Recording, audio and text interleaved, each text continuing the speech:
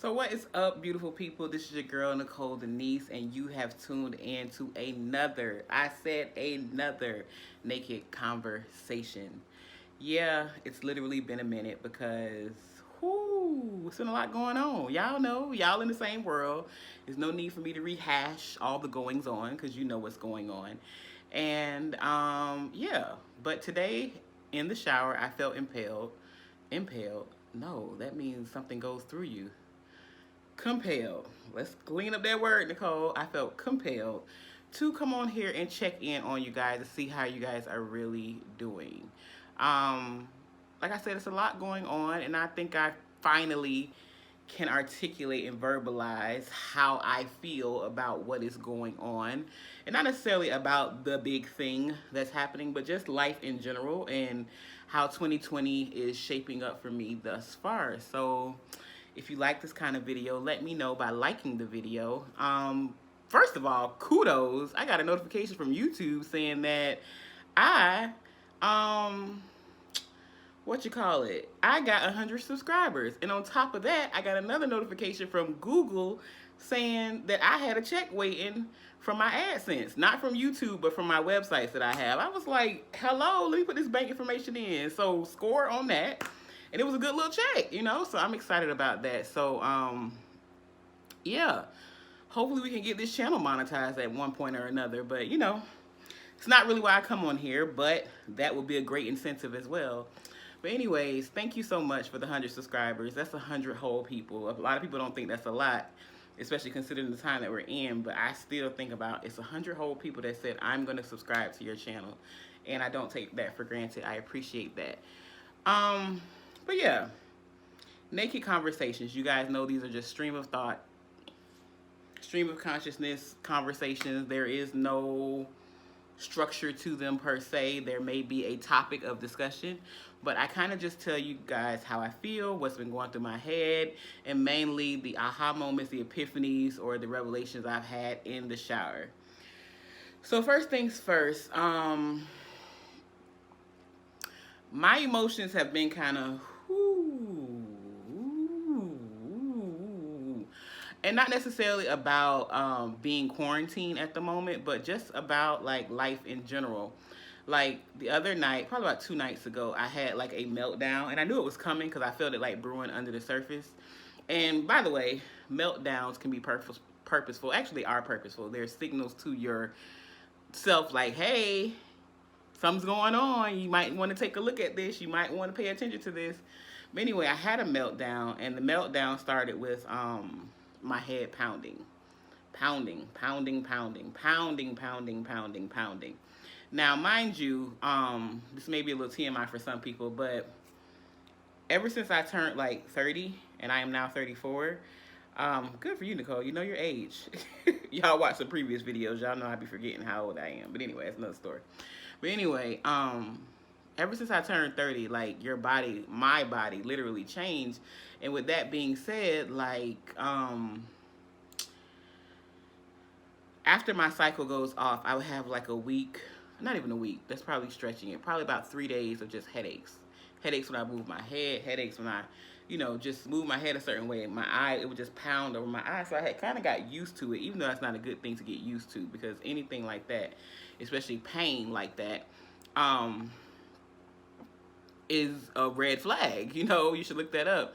So come to find out, probably October of last year, I was going through, like, last year was some stressful shit last year. But anyway, I won't keep revisiting that because that was one of the aha moments I had this past meltdown. Yeah, so the doctor told me that I went to the emergency room. The doctor told me that my blood pressure was extremely high. I've never had high blood pressure, never had diabetes, never had any of those health ailments that one would assume looking at me. So I'm very healthy. I always drink water. I'm anti-medicine. I'm always drinking garlic and ginger, and I'm that girl. Like, I be mixing up some concoctions. I'm always drinking green juice, blah, blah, blah, blah, blah, blah, blah. But anyway, during this recent, like, meltdown, I was having this headache, so I knew it hadn't happened a while. So I was like, well, this is not really. It happened like after my cycle, but it was kind of like out of the norm, normal, out of the norm. My words getting twisted up. It was kind of out of the norm because it hadn't happened like for probably since the last time I went to the emergency room, like I said, which was last year, like September, October, whatever. So I was alarmed, and I went into my bathroom, and that's one of the things I do that kind of brings me back to center. Is I'll go in my bathroom, look in my mirror, and talk to myself. If you don't talk to yourself, I don't know how you making it. Like, you got to talk to yourself. Like, you got to be like, Nicole, how you doing, mama? What you doing? Everything all right? Tell me what's really going on. Like, I'll say that to myself, and then I'll answer myself, and really spill the beans. That on top of that, I also am an avid journaler, so I always journal my feelings and things like that. But I realized that that wasn't enough, and that has not been enough for this year for me. Like, it's not enough for me just to like get in my quiet place, talk to myself in the mirror, journal in my journal, and hash things out. That's still good, but I realized, like, which is what I thought about at the top of the year, like, my socialization is almost non-existent because I am such an introvert, almost to the point where I am a hermit at times, as well as a, what is the other word for hermit? It'll come back to me. I'll put it down here when I think about it. But yeah, basically, I can be very isolating of myself. So it was very odd that now we're in this space where people are being pushed to isolate themselves, because I was like, that was my world, and at the point in my life where I am now, where I'm like, but I want to get out and I want to actually socialize with people. I want to meet people. I want to like form these relationships. It's like the world has been put on pause. That shit threw me for a loop. And I think it all came crashing down the other night. So instead of going into what I normally go into, which is more isolation, like deeper and deeper into isolation. Like, I don't know how much more isolating you can get when you already isolate. But it was deeper and deeper into isolation. Instead of going there, like, down this, like, rabbit hole, sunken place, quote, I decided to call my mother. Now, here's the thing. I don't know how to explain me and my mom's relationship. I love my mom. My mom loves me. I think we have not figured out a relationship, and this is just on both of our parts. We just haven't figured out a relationship of how to be an adult mother and an adult child, in a relationship. It's weird. I say all that to say this, that I usually don't call my mother on certain things, because a lot of things I feel like we don't necessarily, not that we don't see eye to eye on. I just think that she doesn't know a lot about me. She knows that I'm her daughter. She knows she loves me. She knows what I do, as far as like work. She knows I'm a good person. She knows the morals and values that she's put inside of me. Yes, but it's a lot of things that I feel myself getting emotional talking about this. Jeez Louise. Wow. But I feel like there are certain aspects of me that she does not know, and it's not of her fault.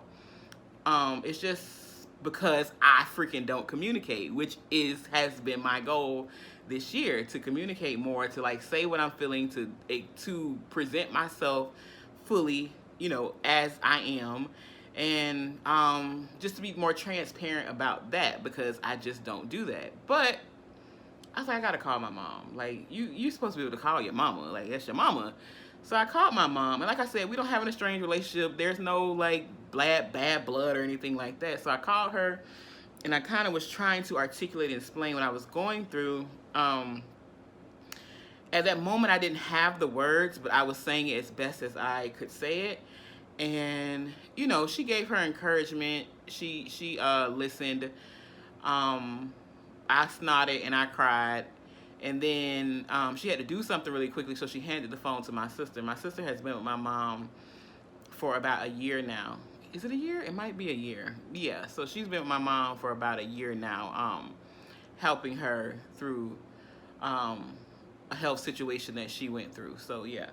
So that was that. So my sister got on the phone and my sister was like, what's up? And I was like, why are you on the phone? Because I was like mid like snotting and crying and explaining, and she was just like, "Oh, Ma just passed me the phone." I was like, "Oh, okay, no problem." So I kind of filled her in on my breakdown that I was going through. And, she listened and she offered some words of encouragement. And in me listening to her and listening to myself finally get the words and articulate the words, I realized that I was revisiting a lot of places. Like I like at the end of the day, I came to the conclusion that this quarantine shit has made me feel gypped. I felt gypped. I felt like 2020 was just like snatched away from me, because like I said, 2019 wasn't the best year for me. Um, but my 2020 kicked off like amazing, amazing, amazing, amazing. So all them people that was like, I'm gonna start my new year in February. 2020 need to go back and then we start over. Can we just jump to 2021? I wasn't having none of that because I was having a great 2020 and still am. But it's just like, but then this happened and I'm just like, what the? Like this year I was gonna travel, see the world, quote, live my best life, even though I don't like to use cliches and, sayings that people use, buzzwords. But really I was going to explore more of me, get to know people, get to, get out and like be myself fully. So this kind of made me feel like it was a halt put on that, and that kind of made me feel some type of way. But because I don't fully like verbalize my feelings all the time, well, at all, like I will write them, I will feel them, but I don't verbalize them, I don't say them.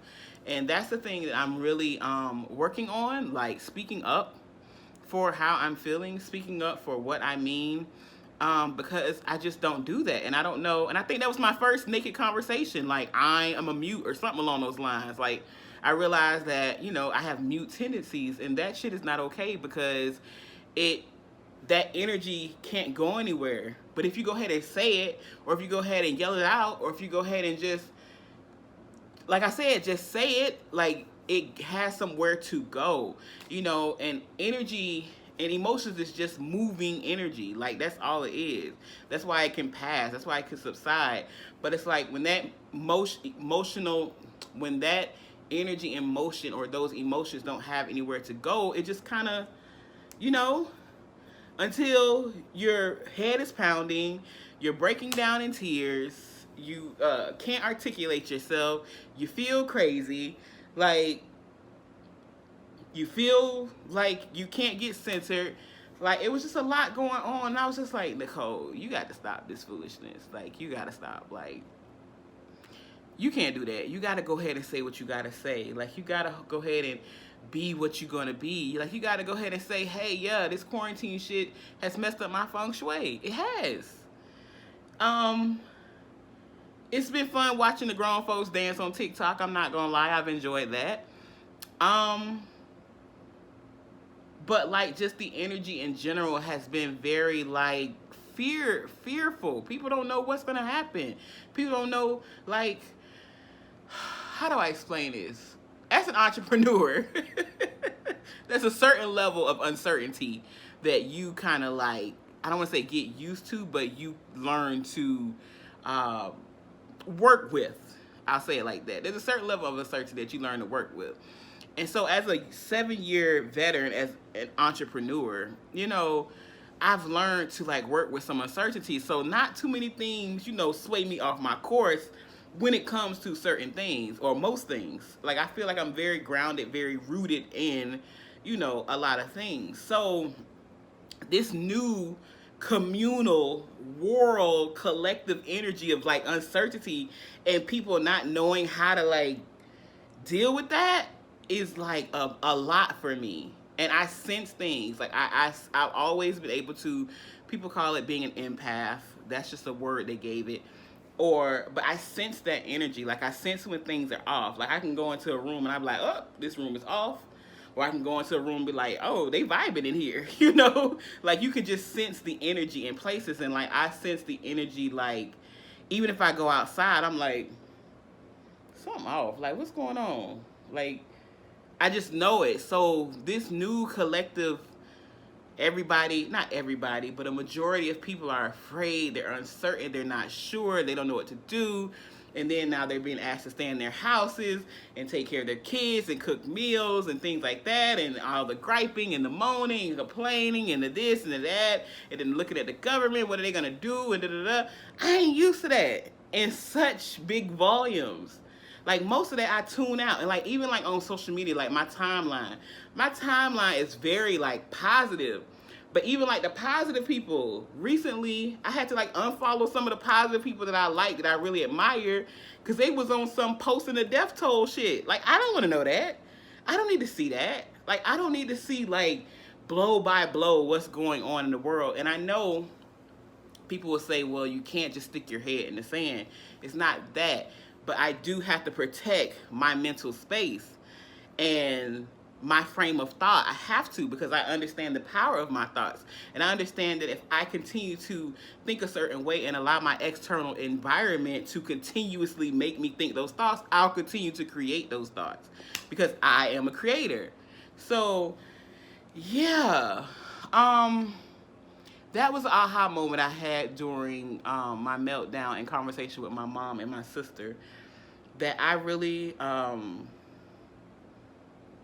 gotta have an outlet where I talk to people, you know, and still need to find a therapist, like, need to do that now. Been looking at some apps where you do, like, talk therapy or text therapy or something like that. I ain't really into texting. People already know that about me. I don't like to text. So I'm gonna see if I can find something where I can, like, have virtual conversations or Zoom conversation with a therapist. If you guys know anybody, link them down below. Yeah, because it's just been a bit much. And, you know, I try to be sensitive that and remember and remind myself, like, Nicole, it's not only you going through this, but at the same time, like, your world is what's key to you. How I feel is what's key to me. And I know people try to say, oh, I think about everybody, I think about this, I have everybody on my mind. That's not true. At the end of the day, you're thinking about you and your well-being.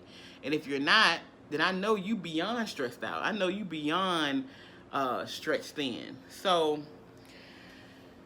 that's my update so far about how I've been feeling. Today was a much better day. And I wanted to kind of give, before I get off of here, like, some of the things that I do to keep me centered, to keep me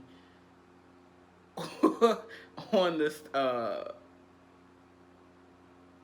don't want to say straight and narrow, just to keep me being Nicole. Some things I do, one thing I do is definitely, like I said, I'm an avid journaler. So I have this journal. This is my latest journal. I have hundreds, probably, or not hundreds, probably 800 journals. And I kind of wanted to read something that I came across, even when I thought about rootedness and how it's like you want this stability and you want to be centered and you want to be sane even in this uncertainty. But a lot of times the rootedness can be the problem, because the rootedness builds or brings about the stagnation. So here's what I had to say. I said, and a word on rootedness. Rootedness and groundedness doesn't equal stationary. It doesn't mean standing so firm on learned principles that you can never be, quote, unrooted or move to new perspectives or alternatives.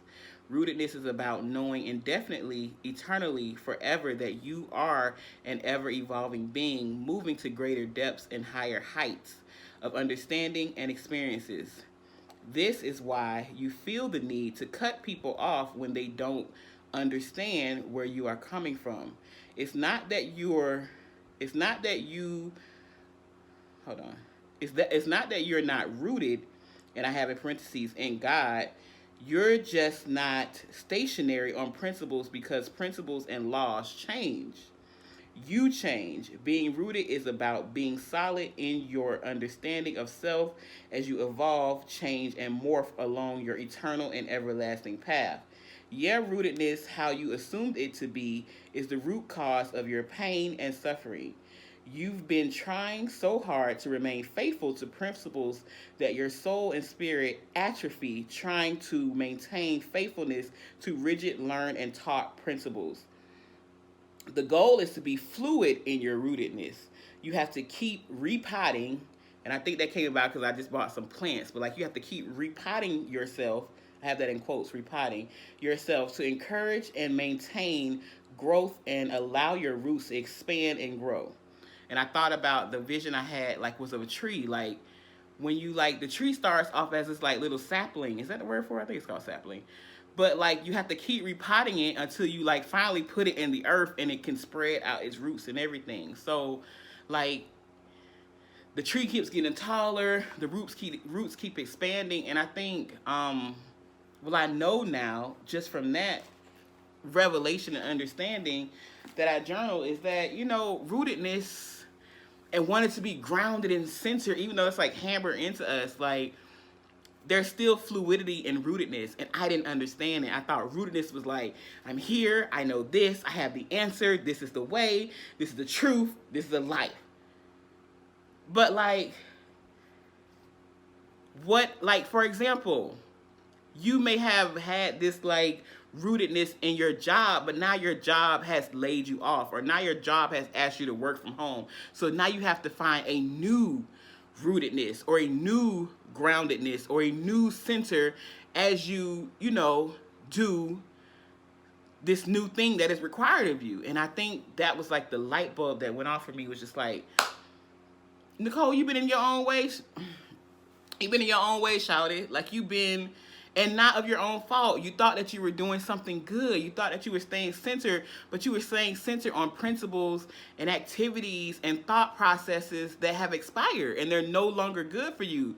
Like, you done grew too big for your pot. You need to get out your pot, and you need a bigger pot. You need a bigger space. You need a new place where you can lay your roots or allow your roots to expand. And I think, and I know that's where I am now, and hopefully that revelation helps somebody else, like, in your rootedness and in your, you know, your path, your eternal path that you're on as you evolve and as you become more of yourself. Like, there's still fluidity in rootedness, because remember, you're a living, breathing organism. Like, you're a living, breathing consciousness. Like, you're a living, breathing soul.